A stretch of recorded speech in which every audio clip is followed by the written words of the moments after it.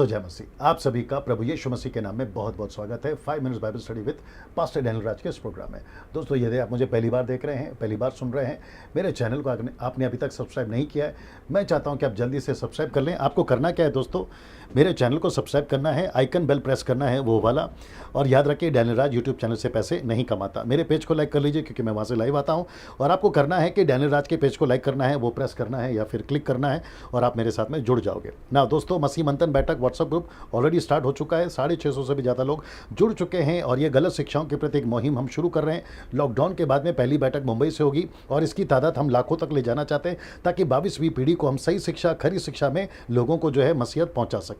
आपको करना क्या है, इनमें से किसी के नंबर को आपको फ़ोन करना है और कॉल कर कर उनको कहना है कि आपको व्हाट्सएप ग्रुप में ज्वाइन कराए। याद रखिए जो कॉल आपको करना है उसकी समय सीमा है सुबह 10 से रात को 9 बजे तक ही करना है, उसके बाद आपको कॉल नहीं करना है ना। आज का विषय दोस्तों मैं बहुत जल्दी से आपके बीच में रखना चाहता हूं। खैर आपको तो विषय पता चल ही गया होगा, जो यूट्यूब के सब्सक्राइबर्स हैं आपने देख लिया होगा। आज का विषय है दोस्तों ये वाला, एक गलती और मिनिस्ट्री पे और मिनिस्ट्री खत्म। मैं रिपीट करता हूं, आज का विषय है एक गलती और मिनिस्ट्री खत्म, ये वाला। जी हाँ दोस्तों, ना इसके पहले कि मैं यहाँ से आगे बढ़ूँ, मैं आपको ये भी याद दिला दूँ कि डैनियल राज अगर कोई भी टॉपिक पे प्रचार करता है या विषय को लेकर प्रचार करता है या कोई भी स्टेटमेंट देता है तो उसकी पूरी स्टडी करता है। वो चाहे हिब्रू हो, ग्रीक हो, इंग्लिश हो, हिंदी हो, इंग्लिश के कई ट्रांसलेशंस को मैं चेक करता हूँ। वो चाहे जॉन वाइक्लिफ का ट्रांसलेशन हो, किंग जेम्स वर्जन हो, एम्पलीफाइड वर्जन हो, NIV हो, जो भी ट्रांसलेशन है मैं उसकी स्टडी करता हूँ, और उसके बाद में पूरी जाँच के साथ में आपके बीच में जो है मैं स्टेटमेंट्स को रखता हूँ। ये मेरा फ़र्ज़ है। 26 साल से मैं मिनिस्ट्री कर रहा हूँ, कई हज़ारों में मैंने पास्टरों को ट्रेन किया हुआ है,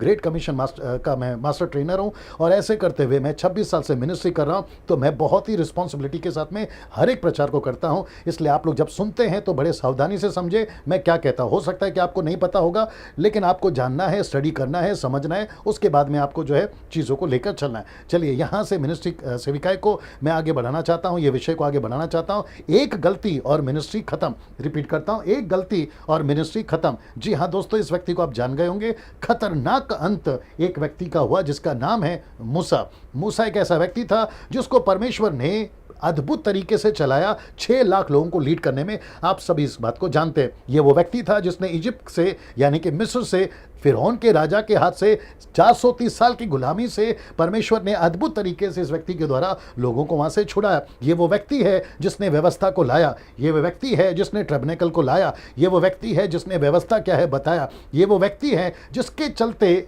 कम से कम 4000 साल के आसपास में व्यवस्था, इजरायली नेशन, यहूदी नेशन चला इस व्यक्ति के उस व्यवस्था के देने के चलते। परमेश्वर ने खूब इसका इस्तेमाल किया, लेकिन एक गलती इसके ऊपर भारी पड़ गई।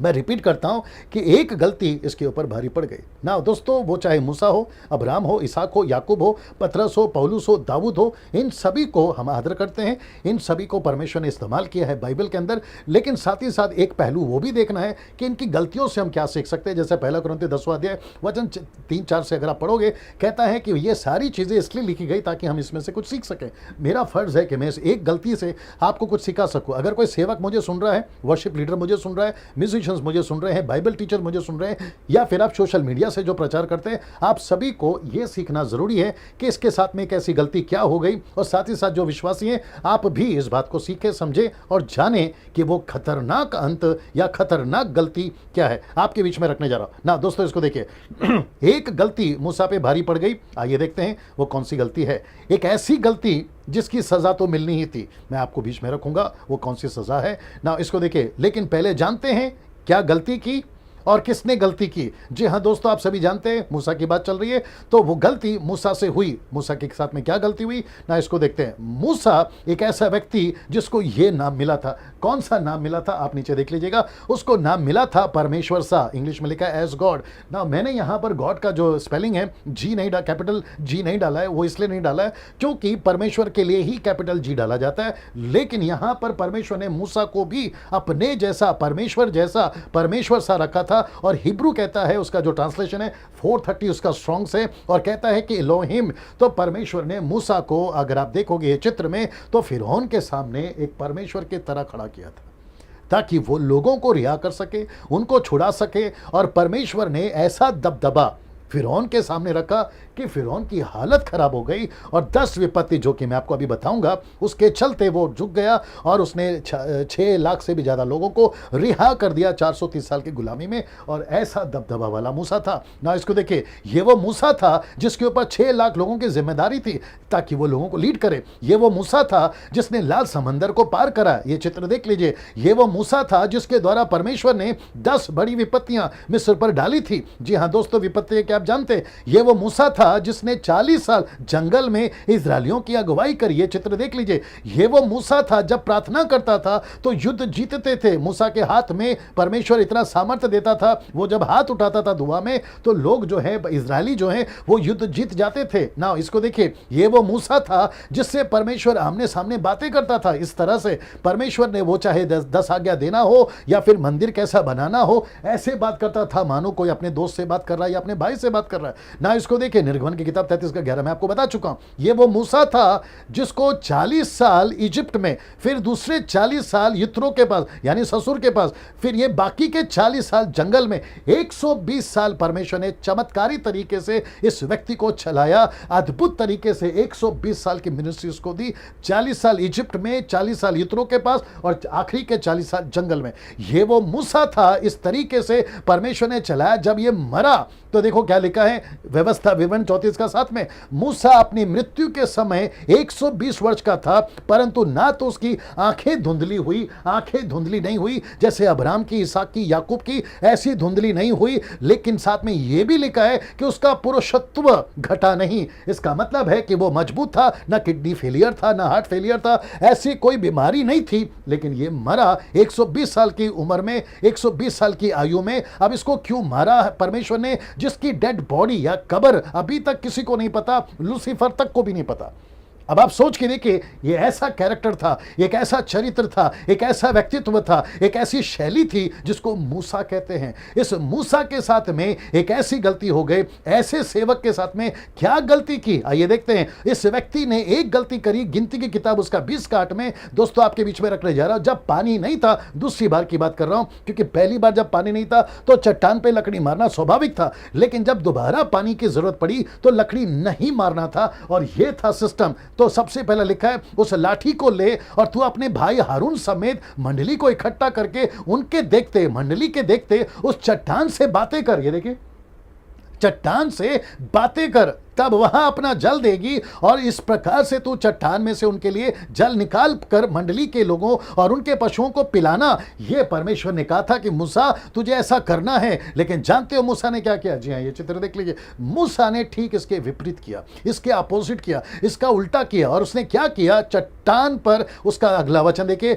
यहां मूसा से यह गलती हो गई कि तब उसने हाथ उठाकर लाठी चट्टान पर 2 बार मार दी। ये देखिए, 2 बार मार दी, और उसने चट्टान पर 2 बार लाठी मारी और उसमें से फिर भी पानी निकला। दोस्तों ये बात अलग है, उसके बावजूद भी पानी निकला। अब पानी क्यों निकला, पानी निकलने की वजह क्या है, क्या गलत तरीके से भी परमेश्वर सुनता है प्रार्थना, ये विषय अलग है, मैं इसके ऊपर बात नहीं करूंगा, फिर कभी इसके ऊपर बात करेंगे। लेकिन उसके बावजूद परमेश्वर ने पानी दिया और लोगों ने पिया ना। इसको देखिए, परंतु मूसा और हारून से यहोवा खुश नहीं था, परमेश्वर खुश नहीं था। सब खुश थे पानी पीकर, जानवर खुश थे, बच्चे खुश थे, औरतें खुश थी, इंसान खुश था, सब खुश थे। पानी से चमत्कार हो गया, चट्टान से पानी निकला, भले ही लकड़ी मारो, बात करो, लेकिन हमको तो पानी मिल गया। ऐसी वाली बातों को लेकर यहां पर लोग सब खुश थे। लेकिन एक, अगर पूरी भीड़ में अगर एक खुश नहीं था तो वो परमेश्वर नहीं था। परमेश्वर ने कहा कि मूसा ये क्या कर दिया? तब लिखता है कि तुमने जो मुझ पर विश्वास नहीं किया, मुझे इजरायलियों की दृष्टि में पवित्र नहीं ठहराया।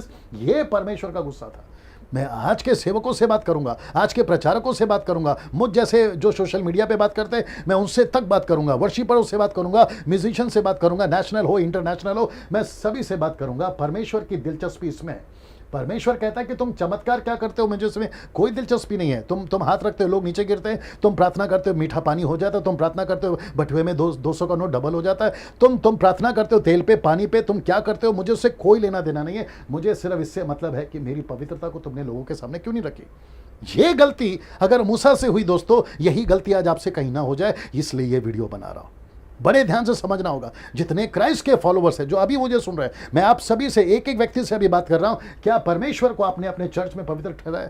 क्या आपके चर्च के कॉन्सर्ट में, आपके कन्वेंशन में, आपके क्रूसेड में, आपके क्या कहते हैं वर्शिप में, आपके म्यूजिक में, क्या परमेश्वर को आपने पवित्र ठहराया? ये है परमेश्वर की दिलचस्पी। और परमेश्वर कहता है कि जब मैंने मूसा जैसे आदमी को नहीं छोड़ा तो तुम क्या चीज हो? जब मैंने मूसा को नहीं छोड़ा, जिसको मैंने परमेश्वर सा ठहराया, 120 साल अद्भुत तरीके से चला, 10 विपत्ति उसके द्वारा डाली, लाल समंदर को फाड़ दिया, और न जाने जंगल में अनगिनत चमत्कार, हाथ उठाता था, प्रार्थना करता था, युद्ध जिता देता था, ऐसे व्यक्ति को मैंने नहीं छोड़ा तो तुम क्या चीज हो? अब आप समझिए परमेश्वर आज हमसे क्या बात करने चाह रहा है। वो कहता है कि तुमने मुझे पवित्र नहीं ठहराया, इसलिए तुम इस मंडली को उस देश में पहुंचाने ना पाओगे जिसमें मैंने तुम्हें उनको देने को कहा था। इसका मतलब है कि 40 साल जो प्रचार कर रहा था ना, हम कनान जाएंगे, हम प्रतिज्ञा के देश में जाएंगे, वो प्रचार करता रहा लेकिन नहीं जा पाया। इसलिए मैंने नाम क्या रखा है? खतरनाक अंत। मूसा का खतरनाक अंत। मेरी ये मजबूरी है इस व्यक्ति को ये नाम देने की, क्योंकि इसने बहुत अच्छा काम किया था लेकिन इसका अंत अच्छा नहीं हुआ। और एक ही गलती है। गलती क्या है? परमेश्वर को पवित्र नहीं ठहराया। और जो चट्टान, मैं बताऊंगा चट्टान कौन है, उस चट्टान को उसने फिर से मार दिया ना। दोस्तों इसको देखिए, चट्टान कौन है? आज की तारीख में चट्टान कौन है? तब की तारीख में चट्टान कौन है? बाइबल क्या कहती है कि चट्टान कौन है? पहला कुरिन्थियों उसका 10:4 कहता है, सब ने एक ही आत्मिक जल पिया, क्योंकि वह उस आत्मिक चट्टान से पीते थे जो उनके साथ साथ चलती थी, और वो चट्टान मसीह था। वो चट्टान मसीह था। इसका मतलब है जिस पर उसने लकड़ी मारी वो कोई और नहीं था, वो यीशु था। ये परमेश्वर ने कहा था तुझे चट्टान से बात करनी है। सीधे तुझे चट्टान से बात करनी है, लेकिन बात करने के बजाय इस व्यक्ति ने उस पर लकड़ी मार दी। ये चट्टान अगर यीशु मसीह है, अगर ये चट्टान यीशु अगर क्या है, ये अगर यीशु मसीह है चट्टान, मैं जिसकी बात कर रहा हूं अगर यीशु है, तो तुम उसको दोबारा क्रूस पे नहीं मार सकते।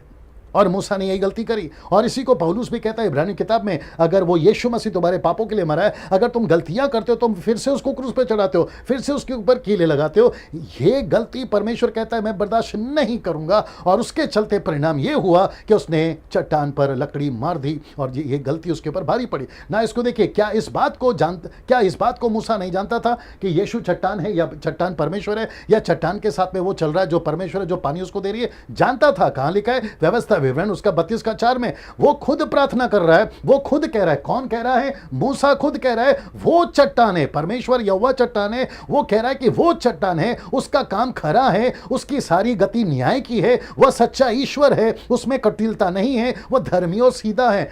मूसा खुद प्रार्थना कर रहा है। इसका मतलब है मूसा जानता था कि वो कौन है। जब तुम जानते थे तो गलती कैसी करी? प्रचारकों से पूछूंगा, वर्शिपरों से पूछूंगा, बाइबल टीचरों से पूछूंगा, मुझ जैसे सोशल मीडिया पे जो प्रचार करते हैं उनसे पूछूंगा, क्या तुम नहीं जानते कि सही क्या है गलत क्या है? फिर ऐसी गलतियां कैसे कर रहे हो ना। इसको देखिए, इस घटना से हम क्या सीख सकते हैं? दोस्तों इस घटना से हम क्या सीख सकते हैं? हम ये सीख सकते हैं कि परमेश्वर को कभी भी हल्के में नहीं लेना।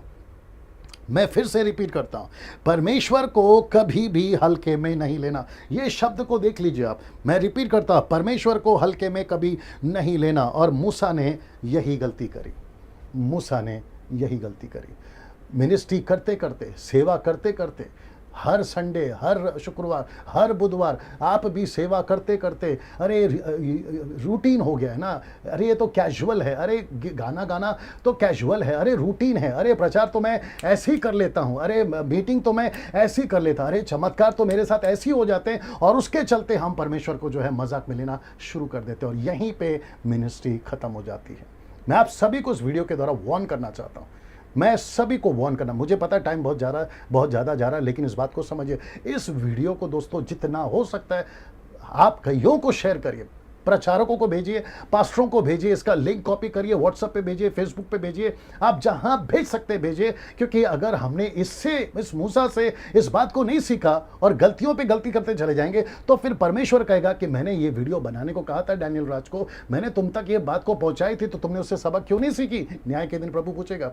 परमेश्वर सब बर्दाश्त कर सकता है, लेकिन वो अपने प्रति, परमेश्वर के खुद के प्रति सेविकाएं करते करते, तुम कोई भी हो, आप कितने भी बड़े तुर्रम खान हो, आप कहीं के भी हो, नेशनल हो, इंटरनेशनल हो, परमेश्वर अपने आप से, अपनी सेविकाई से, वचन से के साथ में कभी हल्के में नहीं लेना। वो कॉम्प्रोमाइज नहीं करेगा। वो कोई भी हो, परमेश्वर सजा जरूर देगा। अगले वीडियो के साथ में फिर मुलाकात होगी। जय मसीह।